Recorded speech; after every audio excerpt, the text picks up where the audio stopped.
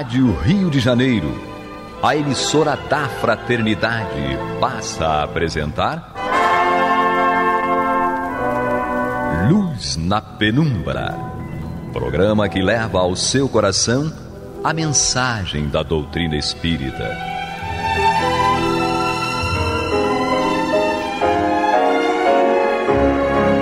E com vocês, Eduardo Araújo, para o estudo de O Livro dos Médiuns, da obra codificada por Allan Kardec.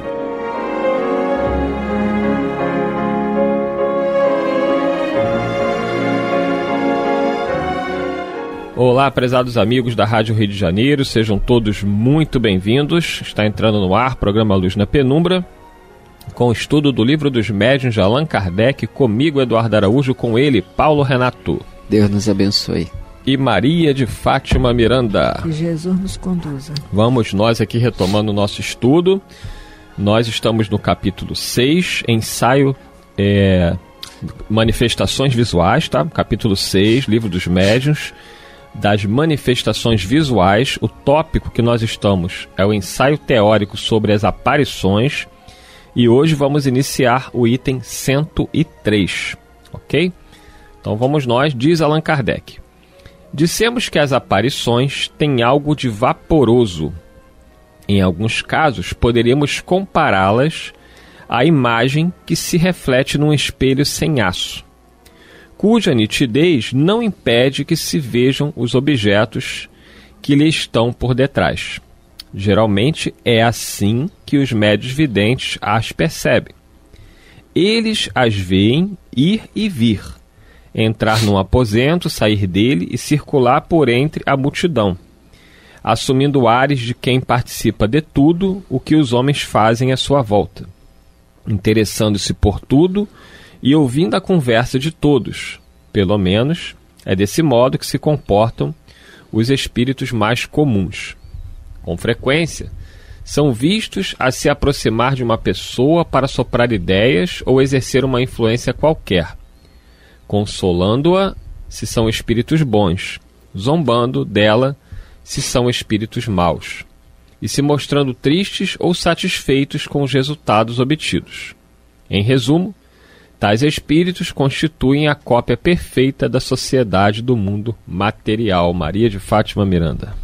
Pois é, quando ele fala, né, que no caso dessas aparições, desse algo vaporoso, é como se você estivesse se vendo em um vidro. Ele fala um espelho sem aço, mas quando você passa numa loja, você vê o reflexo no vidro, mas você consegue ver os móveis que estão lá dentro, que está passando lá dentro, né?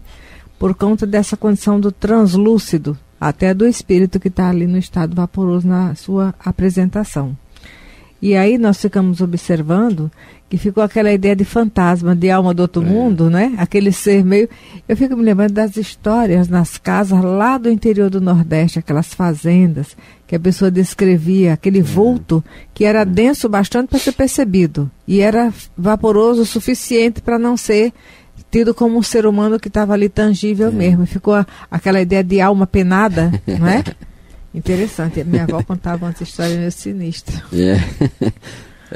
Os nossos avós, né, especialmente, tinham muitas dessas histórias. Até porque se reuniam para contar essas histórias, porque não tinha energia elétrica, a maioria dos locais, né? A luz de candeeiro. E depois que ia para o quarto sozinho. Vela, lampião. Então, sob o céu estrelado, tinham-se sempre essas histórias que, por certo, algumas delas tinham fundo de verdade, né? Outras entraram por folclore, né? Para histórias comuns, para meter medo, mas muitas delas tinham realmente seu fundamento, né? Essas aparições, digamos, repentinas, que muitas vezes a gente julga ser objeto da nossa imaginação, né? Muitas vezes a gente dá uma interpretação falseada a um fato que é real, né? Ainda mais se cada um vai descrever com as próprias tintas. Eu lembro que algumas pessoas têm na biografia do Chico, algumas pessoas às vezes ligavam para o Chico ou mandavam mensagem para ele dizendo: Chico, Eu sonhei contigo fazendo tal coisa, ou me pedindo tal coisa. Um sonho estranho. O Chico falava, não, meu irmão, minha irmã, era eu mesmo, né, te dando aquela recomendação, inclusive para tomar remédio, né? Então, aquilo que parece estranho, se analisado com cuidado, com o devido critério, a gente vai ver que tem um fato ali, tem uma realidade. Então, essas aparências, muitas vezes, elas nem sempre são tão vaporosas assim, né? Tão incertas. Muitas vezes, nós podemos ver com nitidez, pelo menos, o rosto do espírito que deseja se manifestar. Por questões que nós desconhecemos, não sei se por questões fluídicas, combinação de fluidos, o espírito às vezes não se apresenta de corpo inteiro, né? Mas às vezes o rosto é bem nítido, não é nada vaporoso. É até importante você estar tocando nesse assunto, que no programa passado a gente acabou não comentando, alguns ouvintes devem ter sentido falta, né? Por que Kardec descreve lá que algumas aparições normalmente não mostram os pés, né? Muita gente relata isso, né? Mas eu nunca vi os pés dos espíritos, é raro, né? Você já viu numa outra situação, né? A Miranda relatou, mas ali era para, de repente, mostrar uma situação ali diferente. Foi para chamar uma atenção, porque eu também não vi da cintura para cima, só vi sentada da cintura para baixo. E a gente sabe que, de acordo com aqui o Livro dos Médiuns, né, os espíritos falam que é necessário a combinação dos fluidos, como disse Paulo Renato, e também a possibilidade de você ter um médium de efeitos físicos que realmente tem um potencial maior, né? Porque quanto mais a aparição ela é muito bem clara e até mesmo às vezes, algumas vezes tangível, precisa, né, desse fluido vital de uma forma bem abundante, a tal ponto que alguns médiuns de efeitos físicos, né, que trabalham com materialização, eles chegavam a desaparecer na cabine. Né? Isso é fato constatado, o Aksakov fala isso, William Crookes fala isso, porque dependendo da quantidade de energia envolvida, né, o médium ele simplesmente desaparece, é como se ele não estivesse mais ali na cabine. Então, por isso que os espíritos normalmente eles usam, baseado nesse princípio, entendemos que o que eles querem fazer? Se reconhecer. O que se dá a reconhecer? O rosto. É principalmente os traços fisionômicos que vai fazer com que a gente reconheça alguém. Então ele concentra essa energia, esse fluido vital, esse ectoplasma, para que o rosto fique bem visível. A roupagem ela não tem tanta importância, né, nesse sentido, mas o rosto ela tem muita importância. Mas quanto mais detalhes, mais energia envolvida, mais ectoplasma, e não é todo médium que tem esse potencial. Aqui no livro Obras Póstumas, quando fala sobre visões, né, sobre manifestações visuais, tem no item 20, por exemplo, ele fala assim: qualquer que seja o aspecto sob que se apresente um espírito, ainda que sob forma tangível, pode ele, no instante em que isso se dê, somente ser visível para algumas pessoas. Pode, pois, numa reunião mostrar-se apenas a um ou a diversos dos que nela estejam. De dois indivíduos que se achem lado a lado, pode acontecer que um veja e toque, e o outro nem o veja nem o sinta. O fenômeno da aparição a uma só pessoa entre muitas que se encontram reunidas explica-se por ser necessária para que ele se produza uma combinação do fluido perispiritual do espírito com o da pessoa, e para que isso se dê, é preciso que haja entre esses fluidos uma espécie de afinidade que permita a combinação. E ele fala: se o espírito não encontra a necessária aptidão orgânica, o fenômeno da aparição não pode reproduzir-se. Se existe a aptidão, o espírito tem a liberdade de aproveitá-la ou não. Então é interessante, está colocado em Obras Póstumas, com o título aqui do segundo parágrafo, Manifestações Visuais, mostrando justamente isso, que Kardec colocou aqui: se o médium tem a disposição orgânica, o espírito que deseja e tem a permissão de se fazer visível, integralmente ou parcialmente, ele vai se aproveitar da predisposição orgânica da pessoa, né, do médium. Mas mesmo essa predisposição orgânica não determina que a pessoa vá ter o seu fluido combinado numa combinação própria para todas as manifestações, porque às vezes o fluido se combina bem com o espírito, mas não se combina bem com o outro. E determinados fenômenos, como lembrou Eduardo, exige até uma quantidade de fluido maior. Não só da combinação dos fluidos, mas existe a necessidade de uma, digamos, carga maior de fluidos, né? E às vezes o médium não tem essa maior disponibilidade de fluido na sua organização física. O espírito às vezes quer mostrar-se integralmente, mas não encontra não consegue formar-se. Não consegue, ele não tem essa disponibilidade fluídica no médium. Dependendo da situação, ele poderia até, digamos assim, explorar mais os fluidos que o médium possui, o ectoplasma que o médium possui, mas isso poderia acarretar problemas de saúde ao médium, porque está retirando energia, né? Então isso não é feito por um espírito equilibrado, isso não é feito e não é permitido. Vou continuar aqui a nossa leitura, né? Ainda no item 103, agora no segundo parágrafo. É esse o mundo oculto que nos envolve, dentro do qual vivemos sem perceber, como vivemos em meio das miríades de seres do mundo microscópico, sem desconfiar de coisa alguma. O microscópio nos revelou o mundo dos infinitamente pequenos, de cuja existência não suspeitávamos. O Espiritismo, com o auxílio dos médiuns videntes, nos revelou o mundo dos espíritos, que, por sua vez, também constitui uma das forças ativas da natureza. Com a ajuda dos médiuns videntes, pudemos estudar o mundo invisível e conhecer os seus hábitos, assim como um povo de cegos pode estudar o mundo visível, auxiliado por alguns homens que gozem da faculdade de ver. E aí, Maria de Fátima Miranda? Kardec, ele fala isso também no prefácio da Prece para os Médios, não é? Que através do microscópio, através dos sentidos físicos, nós registramos o mundo material. Do microscópio, o micro. Do macroscópio, o macro. E o mundo invisível através da mediunidade. É interessante que ele narra exatamente isso no prefácio do Livro dos Médios.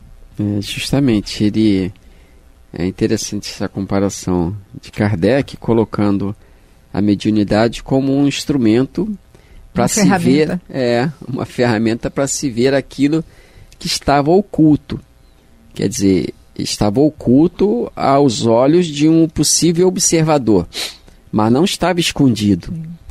Né? Como ele fala, os micróbios, etc., né? O mundo do macro, podíamos olhar, mas sem ver, né? E sem poder ver, nós não conseguimos analisar para compreender. Então o médium, ele é essa grande ferramenta, um médium seguro, aquele médium moralizado, né? Ele é uma grande ferramenta, é um grande instrumento para se sondar e analisar o mundo espiritual. Kardec foi bem claro, bem explícito nisso, né? Quando ele, no próprio Livro dos Espíritos, ele diz que todos os espíritos foram para ele objeto de estudo. Então, os espíritos que se manifestavam pelos diversos médios em diferentes países, eles, na verdade, foram sondados, perquiridos, pesquisados por Allan Kardec como qualquer outro cientista na busca da verdade. Só que a ciência comum, ela analisa, ela sonda o mundo material. A doutrina espírita, com a ferramenta da mediunidade, ela sonda, pesquisa e busca entender o mundo espiritual, que é o mundo das inteligências, chamada inteligências incorpóreas, do espírito, digamos, livre. Então, tem todo um processo de análise, de pesquisa, essa questão da da visão para o mundo espiritual. Muitos acham que Kardec simplesmente recebeu a mensagem, uma revelação, e colocou a revelação no livro, né, como temos lá em Moisés, né, as 10 leis lá, né, os mandamentos. Mas não foi assim. Os espíritos, como objetos de pesquisa de Allan Kardec, os espíritos se manifestavam nas suas mais diversas formas, e Kardec os analisava, como as pessoas fazem, repetimos, com o microscópio. Olha as células, descobre que elas estão ali e vê o comportamento delas para analisar o seu funcionamento, as causas que interferem, que venham interferir na sua multiplicação, né? Então Kardec fez a mesma coisa com a visão do médium voltada para o mundo espiritual. Kardec foi sondando e conhecendo melhor esse mundo que até então estava oculto, mas não estava escondido, né? Oculto, mas não escondido. Então é interessante isso, a gente analisar a mediunidade realmente como um instrumento, uma ferramenta de trabalho, voltada para aquilo que aos olhos comuns é oculto, ou está invisível, como Paulo de Tarso falava sobre aquela multidão que nos observa, que nos acompanha. E Paulo sabia muito bem disso, porque recebia diversas informações do mundo espiritual através de uma série de médiuns. O mais conhecido no Evangelho é Ágabo, um grande médium que, inclusive, quando Paulo é solicitado a ir a Jerusalém para prestar esclarecimentos, ao menos essa era a justificativa, para prestar esclarecimentos ao Sinédrio, Ágabo vai a Paulo e fala para ele, não vá porque, incorporado, mediunizado, né? Não vá porque pretendem te matar, te prender e te matar. Mas a missão dele era aquela, né? Um espírito naturalmente preocupado com ele, mas sem conhecer a extensão do trabalho, dá aviso para que ele não vá. Mas ele sabia que precisava ir. Assim como Allan Kardec, que Delmeure, o seu espírito médico, recomendava a ele que ele diminuísse as atividades, fizesse mais repouso, mas isso com certeza teria atrasado o andamento da obra. A pessoa fala, mas Delmeure aconselhou, mas Delmeure, o médico espiritual, ele tinha uma visão bem pessoal da missão de Kardec. Nós vimos o Espírito Verdade falar para Kardec, próprio isso consta também em obras póstumas, falar para Kardec que a missão dele era muito difícil, que custaria a ele a sua própria saúde, que se não fosse as dificuldades que ele encontraria, ele por certo viveria mais. Então o espírito... Ele não se poupou, mas não foi de uma forma leviana. Ele aproveitou o conteúdo dele. Então o Espírito Verdade avisou a ele que a vida dele, a vida física dele, seria reduzida pelo desgaste em termos de trabalho que era exigido. Então nós temos aí o Espírito Verdade, que é o coordenador de toda a obra espírita, numa visão macro, e temos o Dr. Delmeure, um bom espírito, amigo. Mas dedicado como médico, preocupado com o organismo. Isso. Então a pessoa fala às vezes, divertidamente, Kardec não seguiu o conselho do médico espiritual. E o médico Jesus? Mas estava lá o médico, Espírito Verdade, falando para ele, vá adiante, né, porque a tua tarefa é esta. Assim como Chico Xavier desgastou a sua saúde no serviço do bem, sob o comando do Cristo. Se com certeza ele tivesse tido uma vida como a nossa, repouso regular, né, o lazer regular, ele com certeza teria mais saúde física, mas deixaria de cumprir a tarefa para a qual ele veio à Terra, né? Então, muitas vezes... É nisso que consta o livre-arbítrio, não é? Ele veio com a missão, mas a dedicação e a intensidade dessa dedicação é que fez a diferença. Justamente. Então é importante considerar isso, né? Que a mediunidade, ela não cria nada, não inventa nada. Ela só olha aquilo que existe. A interpretação que às vezes é distorcida, né? Que a gente vê uma realidade espiritual e interpreta com os nossos preconceitos. Mas o fato está ali para tornar-se avaliado, né? Aqueles espíritos, aquelas mensagens que Kardec recebeu, colocou sob a sua razão. Ele pegava aquelas mesmas mensagens e tornava a perguntar aos espíritos novamente sobre aquilo que eles já haviam falado, porque ele sabia que poderia ter deixado passar algo. Então, a mesma coisa aqui na questão do médium. Importante isso, que o médium, que ele nunca se sinta absolutamente seguro, né? Que ele nunca considere que a informação que venha do mundo espiritual por ele é a mais segura que existe. Isso. Porque a informação vem por ele aí na questão aí do espelho, né? Sem aço. A informação vem, mas as lentes que ele vai usar nessa leitura vai fazer diferença. Você tá falando isso, eu estou lembrando do livro Diretrizes de Segurança, o Divaldo com Raul Teixeira, e é feita, Raul, a pergunta sobre mistificação. E ele fala que, conversando com o Chico, ele perguntou se o Chico já tinha sido instrumento de mistificação. Ele falou sim. E o Raul, mas como o Emmanuel permitiu? Para que eu tomasse consciência que não sou infalível. Isso mesmo, todo médium é falível. Não tem jeito. O médium precisa estudar, ele necessita estudar, né? Estudar a obra básica, estudar tudo aquilo que venha a contribuir para que ele conheça melhor a sua própria faculdade, mas ele precisa, acima de tudo, se evangelizar. Sim. Porque se o médium que não é evangelizado, né, que não faz o exercício do autoconhecimento, o exercício cristão do autoconhecimento, conhecer seus limites e a necessidade de se educar. Ele muitas vezes pode ter uma boa teoria, uma soma de teoria muito grande, mas pode, quando voltar as suas lentes para o mundo espiritual na condição de médium, ele pode distorcer aquilo que viu, por causa dos seus preconceitos. E por causa desses mesmos preconceitos, ele pode estar sujeito a espíritos brincalhões, malfeitores, espíritos que desejam prejudicar-lhe a obra, a tarefa. Então a coisa vai se complicando, mas me parece que reforça aqui a questão do instrumento, né?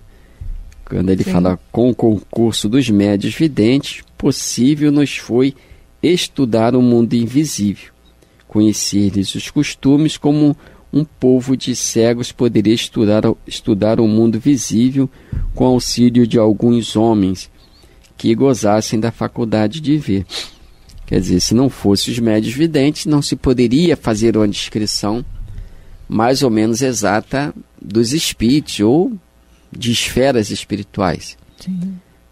Ficaríamos tão somente com a teoria, né? Ficaríamos com a teoria. E as dúvidas seriam maiores, né? E as contradições também. É interessante porque, olha, nos dias conturbados que nós estamos vivendo, a Terra sempre teve, a sociedade humana sempre passou por etapas de picos em determinadas transições.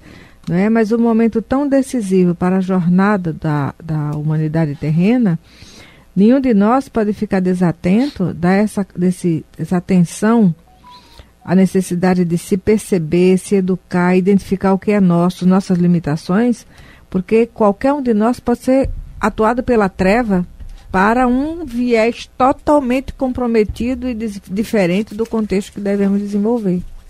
A gente estava refletindo isso ontem, né? Eu estudo, eu conheço, eu estou, mas olha, a treva nos conhece com intimidade de causa.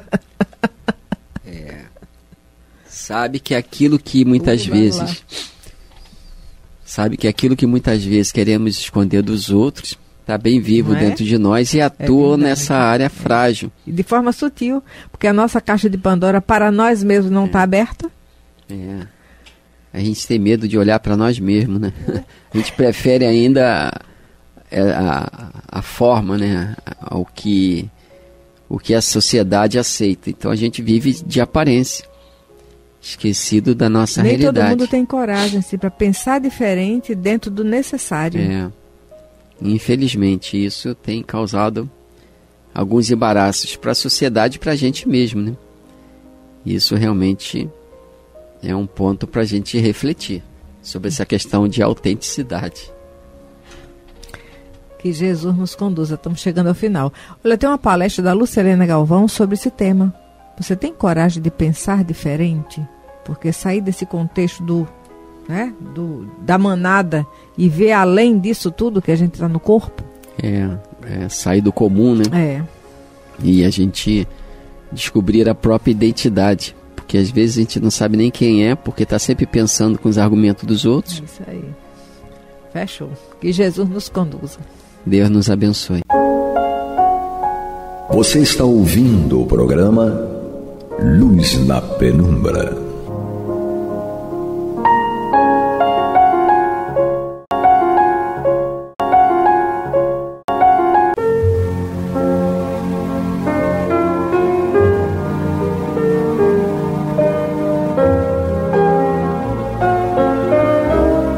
A Rádio Rio de Janeiro está levando ao seu lar e ao seu coração a mensagem consoladora da doutrina espírita, através do programa Luz na Penumbra.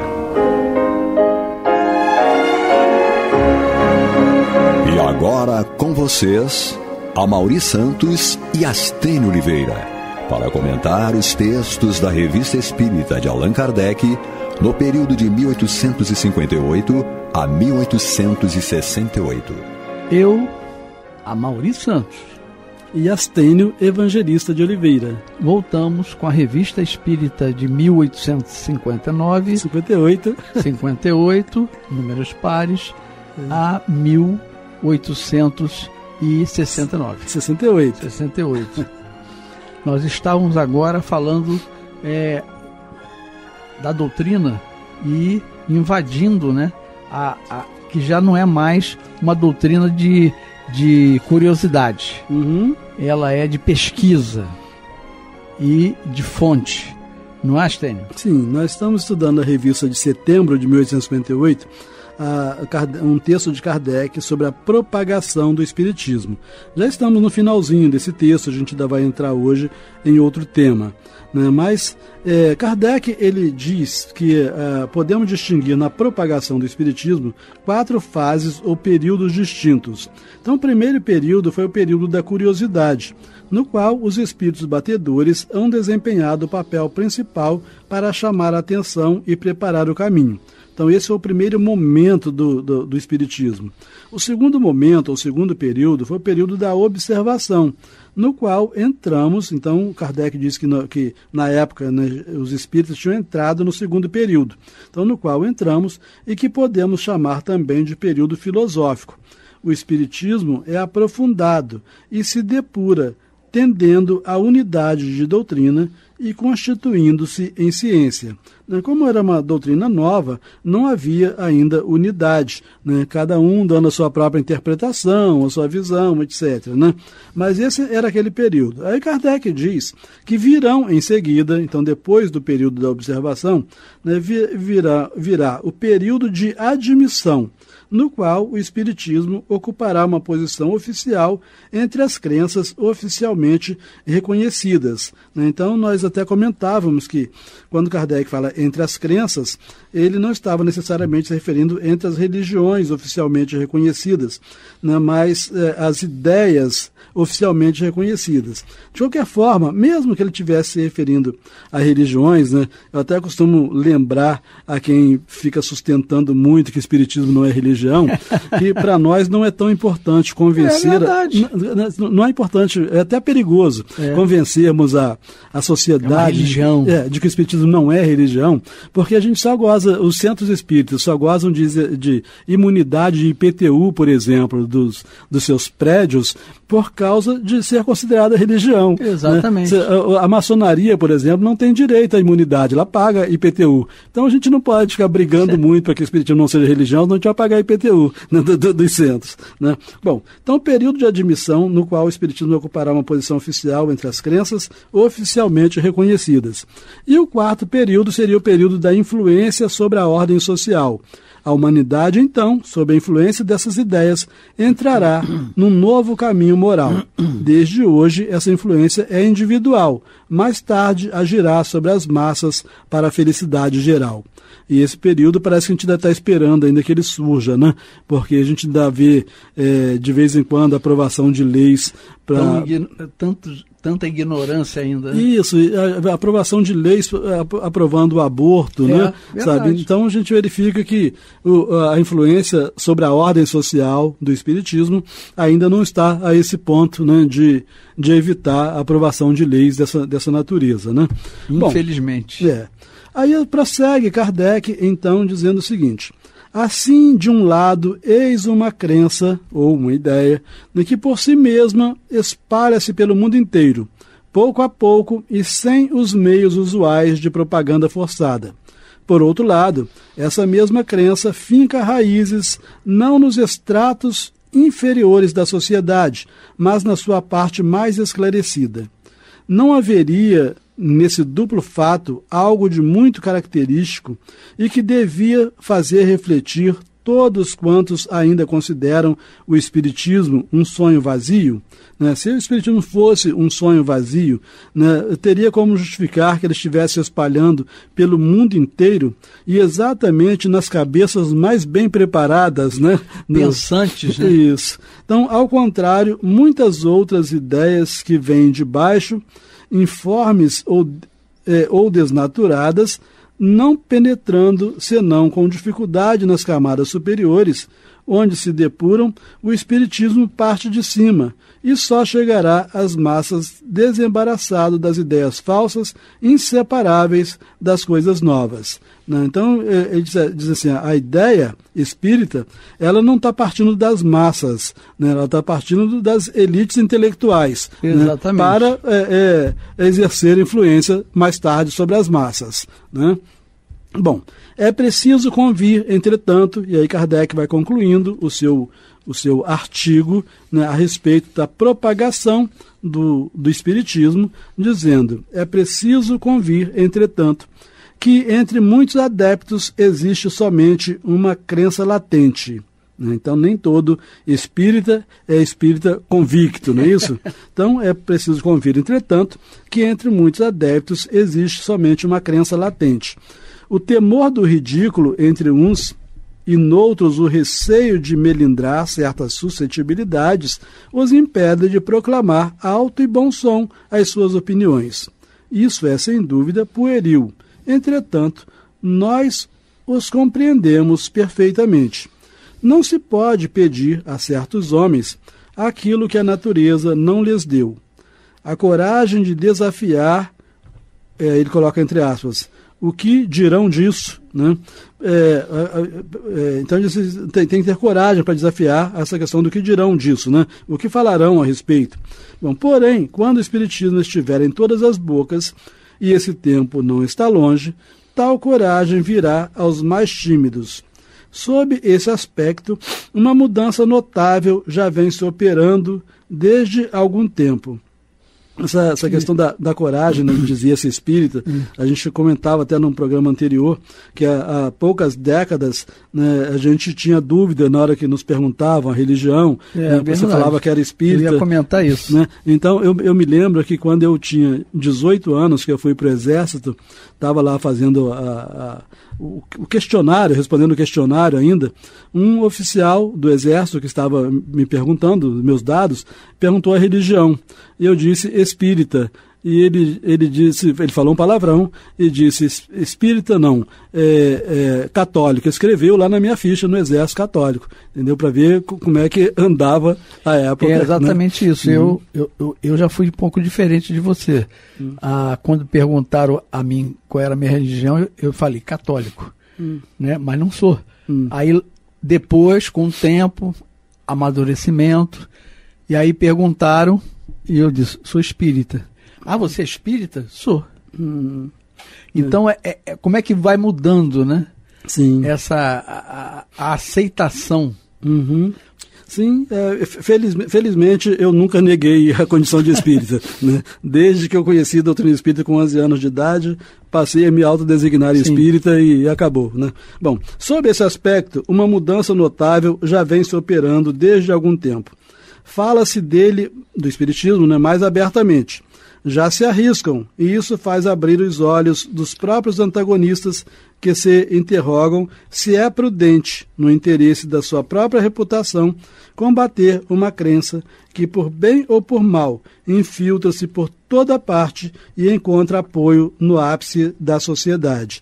Então, agora, quem se predisponha a criticar a doutrina espírita já teme fazer a crítica, né, porque pode ser mal visto, né? Uma vez que uma doutrina que como é que pode assim, ela é acatada pelos melhores homens, né, pelos seres mais pensantes. Você vê hoje isso no cemitério. Né? Eu mesmo já fui ao cemitério e fui convocado pela pessoa. Você poderia fazer uma oração? Nós somos espíritas. Aí fiz a oração e tal, e com a presença do pastor, que também fez. Sim. Né? Então, já mudou muito. Sim. Né? Eles aceitam mais, né? Porque a doutrina não tem nada de violenta. Não. E até pelo contrário, né, a maioria das obras sociais que nós temos nas nossas sociedades são obras construídas por espíritas, né? É verdade. Então o espiritismo, pela caridade, acabou se impondo na sociedade, né? Tal como os primeiros cristãos, né? Os primeiros cristãos, lá nos seus primeiros contatos com o Evangelho, sim, transformaram aqueles conhecimentos em grandes obras, a Igreja do Caminho, né? E daí por diante. Bom, assim o epíteto de loucos, né? Então, dizendo onde entra o germe do espiritismo, entra o germe da loucura, né? Então, assim, o epíteto de loucos, tão largamente prodigalizado aos adeptos, começa a tornar-se ridículo. É um lugar comum que se torna trivial, pois em breve os loucos serão mais numerosos que as pessoas sensatas. Os loucos são... havendo mais que um crítico que já se colocou do seu lado. Finalmente, é o cumprimento do que anunciaram os espíritos ao dizerem: os maiores adversários do espiritismo tornar-se-ão seus mais ardorosos partidários e propagandistas. Né? Então, os espíritos já haviam previsto isso, né? Calma. Certamente aquele bispo da Igreja Católica que mandou queimar os livros em Barcelona já deve estar reencarnado aí, divulgando doutrina espírita para tudo que é lado.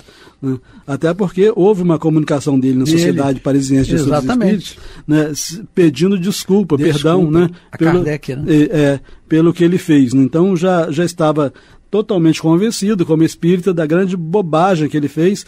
Ele acabou auxiliando a propagação da doutrina espírita, mas ele não teve mérito nenhum em razão disso, né? E certamente já está reencarnado, já até desencarnou novamente. Já está propagando há muito tempo. Propaganda da doutrina espírita. Então, os maiores adversários do espiritismo tornar-se-ão seus mais ardorosos partidários e propagandistas. Quando Kardec fala aqui, né, dos loucos, né, os espíritas serem taxados de loucos, eu me lembro de um texto do Pedro de Camargo, em que ele escrevia sobre o pseudônimo de Vinícius, em que ele dizia que aqueles que dizem que onde penetra o germe do espiritismo, penetra o germe da loucura, eles estão com razão. Porque o que ele observava é que nas religiões ortodoxas a pessoa chegava e quando a pessoa penetrava, já pediam alguma coisa a ela, né? Um dízimo e daí por diante. E na medida em que ela fosse crescendo dentro daquela organização, ela não só não pagava mais, como ela começava a receber, né? Então são atividades que são remuneradas, né? dentro dessas organizações religiosas. E ele fala que no Espiritismo não. Você chega no centro espírita, ninguém te pede nada. Mas aí você, na medida que você vai assumindo a responsabilidade, você começa a gastar, né? Porque isso é ajudar nas despesas do próprio centro, e nas obras sociais que o centro realiza, né? Você começa a gastar. E quanto mais você cresce, mais você gasta, né? E na religião ortodoxa, você tá nas religiões ortodoxas, você sabe, você está convencido de que quando você morrer, você vai para o céu. Já o espírita, ele sabe que por mais que ele gaste, por mais que ele trabalhe, ele não vai para o céu. Então só pode ser louco, né? Bom, mas vamos lá, não fica rindo não, que você vai derramar água aí. Bom, e aí nós terminamos. Por mais que você gaste, né? Você não vai para o céu. Não vai para o céu, só pode ser louco. Né? Bom, mas terminamos então propagação do espiritismo e vamos iniciar, né, um tema que a gente vai ter que deixar para completar no nosso próximo encontro. Mas Kardec traz aqui na revista de setembro de 1858 um texto intitulado Platão, Doutrina da Escolha das Provas. Então aqui ele traz ensinos do filósofo Platão a respeito da doutrina da escolha das provas, né? Muitíssimo interessante, certamente todo mundo vai gostar muito de ver o pensamento de Platão a respeito da escolha das provas. E talvez vai até nos ajudar a entender melhor do que nós já entendemos hoje, né? Porque a gente às vezes tem dificuldade, por que, né, que a gente escolhe provas tão difíceis, né? Por que a gente não foi mais leve, mais devagar, né? E quando chega aqui que a gente vê o peso da escolha feita... Né? Você que escolheu, hein? Né? Bom, aí Kardec diz o seguinte: por intermédio dos curiosos documentos célticos, então lá entre os celtas, né, e nós sabemos que o Kardec veio de lá, né, que ele era um sacerdote, druida, né? Então ele fala assim: por intermédio dos curiosos documentos célticos que publicamos em nosso número de abril, vimos que a doutrina da reencarnação era professada pelos druidas, e Kardec era um sacerdote druida, inclusive o nome Allan Kardec era de quando ele era um sacerdote druida, né? Então era professada pelos druidas, segundo o princípio da marcha ascendente da alma humana, percorrendo os diversos graus de nossa escala espírita. Então, já lá na antiguidade, os druidas compreendiam perfeitamente aquilo que nós viemos compreender somente agora com a doutrina espírita, né? Todos sabem que a ideia da reencarnação remonta à mais alta antiguidade e que o próprio Pitágoras a havia aurido entre os indianos e os egípcios. Então, muito antes de Pitágoras, a ideia de reencarnação já estava entre os indianos e os egípcios, né? Não é, pois, de admirar que Platão, Sócrates e outros mais partilhassem de uma opinião admitida pelos ilustres filósofos daquele tempo. Mas o que talvez seja ainda mais notável é encontrar, desde aquela época, o princípio da doutrina da escolha das provas, hoje ensinada pelos espíritos, doutrina que pressupõe a reencarnação, sem a qual não haveria nenhuma razão de ser. Então, é admirável essa questão, porque aquilo que muita gente já compreendia há milhares de anos atrás, nós temos hoje uma sociedade que parece que andou para trás e tem dificuldade de compreender isso, né? Depois de milênios, né? Isso, depois de milênios. Não discutiremos hoje essa teoria, que estava tão longe de nosso pensamento quando os espíritos nola revelaram, que nos surpreendeu estranhamente, porque confessamos humildemente o que Platão assevera sobre esse assunto especial nos era tão completamente desconhecido, nova evidência, entre tantas outras, de que as comunicações que nos foram dadas não refletem absolutamente a nossa opinião pessoal. Então, Kardec não estava criando uma doutrina. Vamos voltar aqui atrás um pouquinho. Ele fala assim, não discutiremos hoje essa teoria, essa da reencarnação, né? Não discutiremos hoje essa teoria que estava tão longe do nosso pensamento, do pensamento dele, como Leon Hippolyte Denis Arrivaio, né? Ele não se ocupava dessas questões. Então não discutiremos hoje essa teoria que estava tão longe do nosso pensamento quando os espíritos nola revelaram, que nos surpreendeu estranhamente, porque confessamos humildemente o que Platão escrevera sobre esse assunto, sobre a reencarnação, escolha das provas, né? Sobre esse assunto especial, nos era completamente desconhecido. Ele não tinha lido Platão, né? Nova evidência, entre tantas outras, de que as comunicações que nos foram dadas não refletem absolutamente a nossa opinião pessoal, né? Porque alguns cientistas da época diziam que isso aí é algo que estava no subconsciente, né? E que aflorava. O inconsciente, o inconsciente. Quanto a Platão, apenas constatamos a ideia principal, cabendo facilmente a cada um a forma sob a qual é apresentada, e julgar os pontos de contato que, em certos detalhes, possa ter com a nossa teoria atual.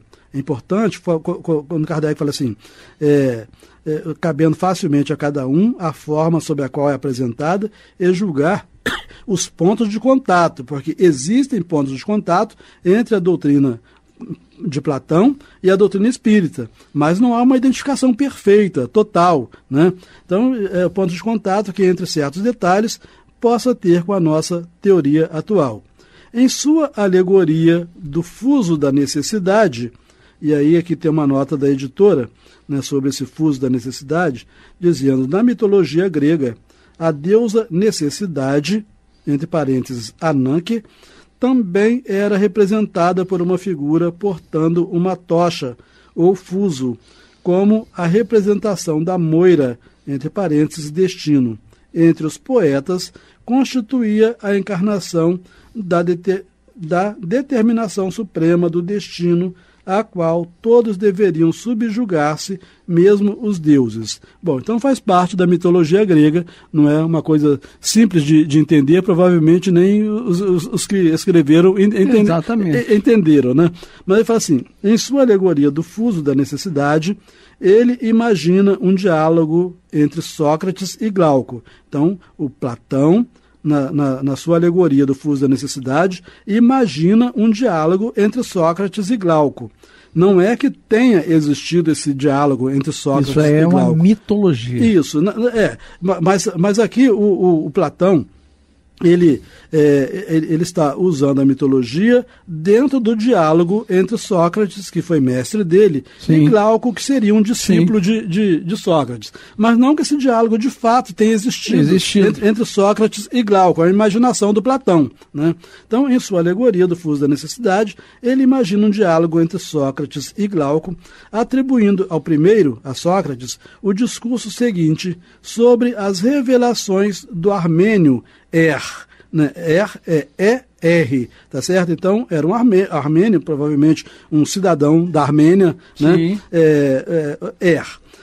Personagem fictício, personagem criado pelo Platão, personagem fictício, segundo toda probabilidade, embora alguns o tomem por Zoroastro, né? Então, alguns acham que, ao criar a figura do o Platão estava, na verdade, escondendo por trás dessa figura o Zoroastro, né, que, por coincidência, vimos a residência de Zoroastro em Júpiter, né, num programa anterior. É verdade. Né? Bom, mas aqui sobre o também tem uma nota da editora, e aí a gente vai ter que terminar por aqui com essa nota da editora, né, para no nosso próximo encontro. Continuar no próximo encontro, programa. né? Mas aí, então, a nota da editora sobre o diz o seguinte: mito de história contada por Platão em A República, sobre guerreiro que fora morto em batalha. Então, o livro de Platão é o livro A República, sobre guerreiro que fora morto em batalha.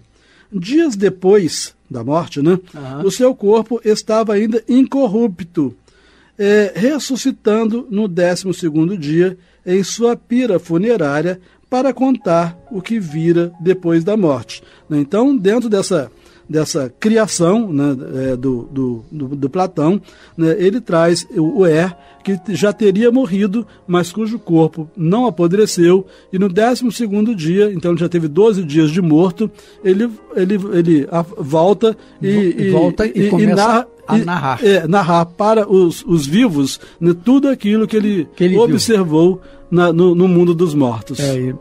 Isso mesmo. Uhum. Então vamos parar? Vamos, né? Porque não teremos tempo para penetrar nesse instigante assunto, né? Então, meus amigos, mais uma vez vamos parar a Revista Espírita de 1859 a 1858 anos pares a 1868. Isto. Eu, Amaury Santos e Astênio Evangelista de Oliveira. Muita paz.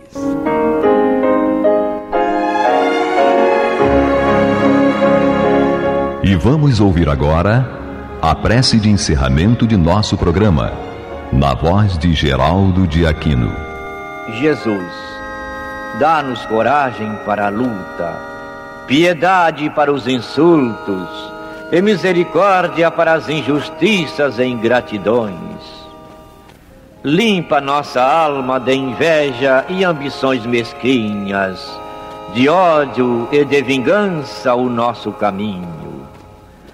E que dentro em pouco, ao recolher-nos de novo ao calor do nosso leito, para que o sono nos dê a paz e o esquecimento das tristezas humanas, possamos sentir, Senhor, no mais íntimo de nosso ser, a doçura indefinível do Teu amor e a grandeza incomparável da Tua divina presença. Que assim seja.